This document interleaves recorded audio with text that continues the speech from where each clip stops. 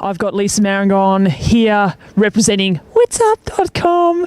We are here at Shepparton 70.3.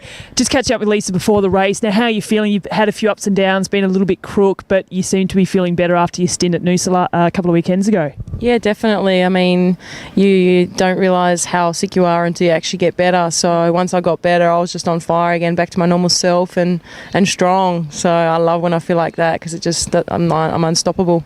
Fantastic. Now, you had a 4-minute PB at Noosa. Pretty happy with that. I know you weren't happy where you positioned, but really when you've been sick, you come back with a 4-minute PB. That's got to be a good tick in the box. Oh, definitely. You know, I really gave it all on that day, and especially got my nutrition right, which is a huge thing for me. I have a lot of races where when that doesn't go right, my day doesn't go right. So I got that correct for Noosa, and it worked really well. So I did a 39-minute run, which is a good run for me. Fantastic. Now, speaking of your run, let's go back to Yeppoon earlier in the Australian season. You had a smashing race. You broke the course record, and I think it's fair to say that the run is where you've been caught in the past, but you've really, really been working on that run. Are you in Yeppoon form for Shepparton this weekend? It was several months ago, and I was building up to the World Championships over in Vegas. I have had a little bit of a break after that, but I've come back stronger, and obviously with my sickness I had to balance a bit out there. It was a very important month of racing. It didn't go the way I liked, but coming back out of that I feel stronger and back to my speed again with everything, the swim, bike and the run. Awesome. Now, just talking about, mentally getting over disappointing races, how do you focus? Is it about just getting stuck back into training, taking a bit of a step back and rethinking what you're doing? How do you cope? Oh, definitely. It's, you actually reassess.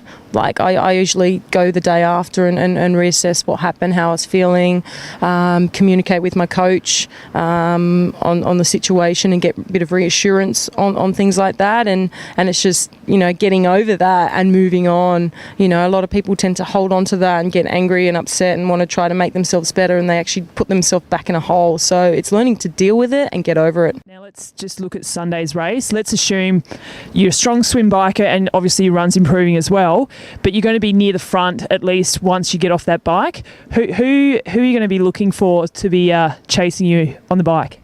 There are quite a few strong athletes. I mean, Rebecca Key is a multiple half and Ironman winner. She's been around the sport for a long time. She's very experienced with racing and she knows how to play the game. Sarah Crowley, she's in really good form. She's only kind of new to the half distance, but she's going to be definitely one to look out for. Now, you have raced at Shepp a few times in the past. How do you see this race panning out differently to how you've raced here before? I feel personally that my mental state has totally changed the way I race, and that makes a huge difference on how I perform. So I believe, my speed has come over the past couple of years, especially this year, but it definitely does come down to your mind, and having confidence and self-belief in yourself that, I'm here to win.